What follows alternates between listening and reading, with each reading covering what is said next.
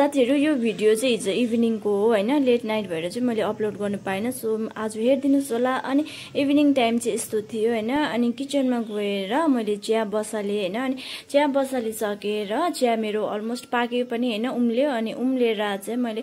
कपमा सारे मेरो र हस्बेन्डको लागि अनि कपमा सारी सकेर चाहिँ मैले चिया लिएर चाहिँ गए हैन अनि चिया चाहिँ टेबलमा राखिकिन मेरो हस्बेन्डलाई बोलाए हैन अनि हस्बेन्ड पनि आउनु भयो अनि चिया पिउँदा हामीले चाहिँ एउटा गेम खेल्ने भयो त्यो गेम चाहिँ मैले जिते हैन अनि मैले जितेकोमा चाहिँ दादाले चाहिँ मलाई बाहिर लानुपर्ने हुन्छ सो गाइज हैन हामी चाहिँ चिया खाँदाखेरि चाहिँ अब एउटा उयो भएन गेम भएन जसले जित्यो भने चाहिँ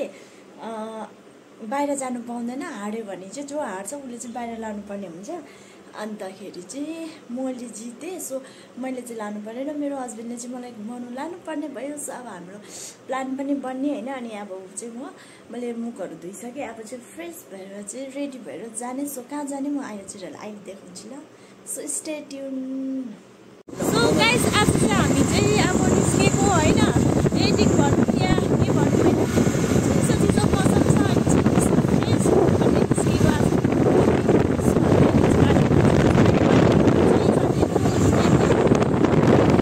अनि पहिला चाहिँ हामी यहाँ दादाको पास फोटो खिच्नु गयौं हैन अनि पास फोटो खिचिसकेर अनि हामी पनि एक दुई तास फोटो खिच्यौं न त जो एचडी क्यामेरामा भन्यौं हैन अनि क्यामेरामा फोटो खिच्यौं हामीले एक दुई तास खिच्यौं अनि त्यो फोटो आउनुको लागि चाहिँ टाइम लाग्छ भन्नु भएको छ सो हामी चाहिँ त्यहाँ गाइस हैन हामी चाहिँ स्टाइल पारेर फोटो खिच्दा यस्तो रात परिसक्यो हो अनि फर्स्ट टाइम होला यहाँ चाहिँ जाडो भएको स्कुटीमा हिँड्दा जाडो लाग्यो सोतेरो साथीहरु हामी चाहिँ BMW मा त भन्नु सकिँदैन स्कुटीमा चाहिँ जाँदैछौँ है आज सैटरडे मनाउनुको लागि सो बाहिर निस्केको फोटो खिच्दा स्टाइल पार्दा यतिको भयो सो नाइटको नजारा चाहिँ आइसक्छ है साथीहरु सो बाहिर निस्केको बेलामा हजुरलाई यहाँ भिडियो पनि लानु पर्यो रात परि गयो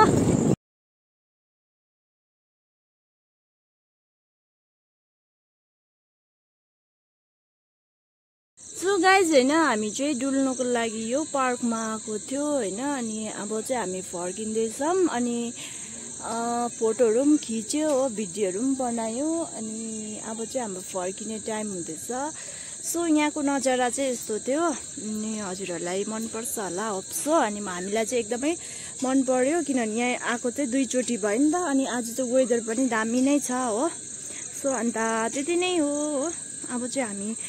यहाँबाट चाहिँ एक्जिट लिने अनि यहाँ चाहिँ बाहिर क्याफे छ नि त अनि के हुन्छ अनि त्यही क्याफेमा यसो हेरेर खाएर जाने होला साथीहरु सो साथीहरु हैन इन्ट्रेन्स पनि यही हो अनि एक्जिट पनि यही हो बाटो चाहिँ गेट चाहिँ ठुलो छ सो गाइस हामी चाहिँ रेस्टुरेन्टमा आइपुग्यो हैन यो चाहिँ ओपन रेस्टुरेन्ट रहेछ अनि हामीले खानेकुराहरू मगाइसकेको छौँ अनि यहाँको नजारा चाहिँ यस्तो छ है यहाँ चाहिँ यस्तो छ नजारा हामी चाहिँ यहाँ कुलरको छेउमा बसिरहेको छ डेकोरेसन पनि थालेको छ यहाँ चाहिँ हामी फोटो खिचौँ भनेको थियो यहाँ के लफडा भएछ कि अब हामी त होस् नजाने